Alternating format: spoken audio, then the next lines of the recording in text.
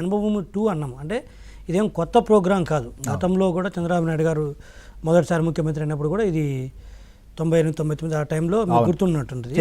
అప్పుడు భాగస్వామ్యం చేయటము, ఊర్లు బాగు చేసుకునేందుకు స్టూడెంట్స్ గా ఉండి చాలా మంది వెళ్ళినటువంటి పరిస్థితి, స్టూడెంట్స్ వెళ్ళడం జరిగింది. పెట్టుబడులు పెట్టమని ఆహ్వానించడం కావచ్చు, లేకపోతే స్వచ్ఛంద కార్యక్రమాలు అని చెప్పేసి అవన్నీ కూడా చేయడం జరిగింది. సో ఇప్పుడు ఏంటంటే మళ్ళీ ఆ తర్వాత 14-19లో కూడా చాలా వరకు మనకు ఎన్ఆర్ఐస్ని కానీ ఇన్వైట్ చేయడం జరిగింది. అందులో భాగంగా ఎన్ఆర్ఈటీకి సంబంధించి అమరావతిలో కావచ్చు అవన్నీ కొన్ని పెట్టుబడులు వచ్చినాయి. సరే అన్ఫార్చునేట్లీ 19లో ఓడిపోవడం ఇప్పుడు ఈ పరిస్థితి వచ్చింది. ఇప్పుడు ఏంటంటే ఇప్పుడు మా సార్ ఎప్పుడు చంద్రబాబు నాయుడు గారు చెప్తుంటారు, ప్రపంచం మొత్తం మీద అమెరికా ఒక ఆయన ఎగ్జాంపుల్ తీసుకుంటే తెలుగు వాళ్ళు టాప్గా ఉండేది అనేది ఎప్పుడు చెప్తుంటారు ఆయన. ఎస్పెషల్లీ ఇండియన్స్ ఎక్కువ మంది ఉంటారు. ఇండియన్స్లో కూడా మన తెలుగు వారు కూడా ఈరోజు ఏ ఇండస్ట్రీ తీసుకున్నది, సాఫ్ట్వేర్ కావచ్చు, ఫార్మా కావచ్చు, ఇంకోటి తీసుకున్నా కూడా మన వాళ్ళు టాప్ పొజిషన్ ఉన్నారు. సో మన వాళ్ళు మంచి మేధావులు లేకపోతే పెట్టుబడి ఎంటర్‌ప్రెన్యూర్‌షిప్ ఉన్నవాళ్ళు కాబట్టి, సరే గతంలో మనకు అవకాశాలు లేక ఇక్కడ కొన్ని కుదరక వెళ్ళిపోయారు కాబట్టి ఇప్పుడు మనకు అవకాశాలు ఉన్నవి, అటువంటి అవకాశాలు మనం కల్పిస్తాము. అటువంటి ఇన్ఫ్రాస్ట్రక్చర్ ఈరోజు మన దగ్గర ఉంది.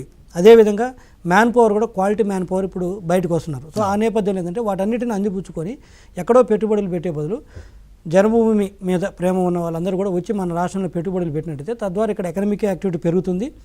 ఇక్కడ ఉన్న వాళ్ళకు కూడా ఇంకా మరికొంత ఉపాధి అవకాశాలు కలుగుతాయి.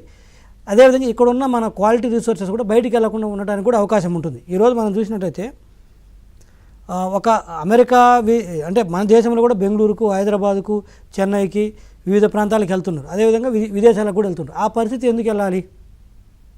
మనకే కానీ మన వాళ్ళు కూడా వచ్చి ఇక్కడ పెట్టుబడులు పెట్టినట్టయితే మిగతా ఇన్ఫ్రాస్ట్రక్చర్ కావాల్సినంత బ్రహ్మాండం ఉంది. అది మ్యానుఫ్యాక్చరింగ్ కావచ్చు, అది సాఫ్ట్వేర్ పరంగా కావచ్చు, ఇంకోటి కావచ్చు. చాలాసార్లు కూడా చెప్పాం, Amaravati is the gold mine. అంటే పెట్టుబడిదారులకి, ఎందుకంటే ఒక నదీ పరివాహక ప్రాంతంలో అంత ఒక కొత్త నగరం నిర్మించడం అనేది ప్రపంచంలో ఎక్కడ జరగలేదు. అటువంటి అవకాశం ఈరోజు మనకు వచ్చింది.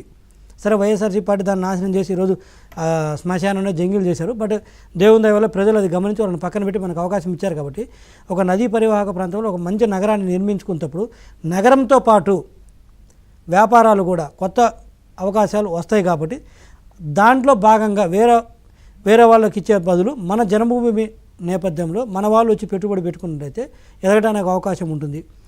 ఇక దాంతోపాటు అన్నీ కూడా 970 కిలోమీటర్ల చిలుకు మనకి సముద్ర తీరం ఉంది. అంటే చాలా తక్కువ దేశంలోనే కాదు ప్రపంచంలోనే చాలా తక్కువ ప్రాంతాలకి ఇటువంటి సౌలభ్యం ఉంది.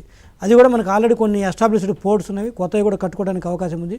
సో ఇటు సముద్ర తీరం కావచ్చు, ఒక కొత్త నగరం కావచ్చు, quality man power, human resources, మానవ వనరులు కావచ్చు, అన్నిటికి మించి ఆంధ్ర ప్రజలు అవునన్నా కాదన్నా దేశంలో ఎవరితో పోల్చిన కూడా ఎంటర్‌ప్రెన్యూర్‌షిప్ అంటే వ్యాపారం చేయాలన్న దృక్పథం ఎక్కువ ఉన్న వ్యక్తులు. అండ్ ఆ రిస్క్ టేకింగ్ కూడా మన వాళ్ళకి ఎక్కువది. సో ఆ నేపథ్యంలో చేసినట్టయితే బ్రహ్మాండంగా డెవలప్మెంట్ అవకాశం ఉంది. కాబట్టి అభివృద్ధి చెందడానికి ఆ నేపథ్యంలో పిలుస్తున్నది ఇది. ఆల్రెడీ కూడా కొంతమంది అప్రోచ్ అవుతున్నారు. ఓకే.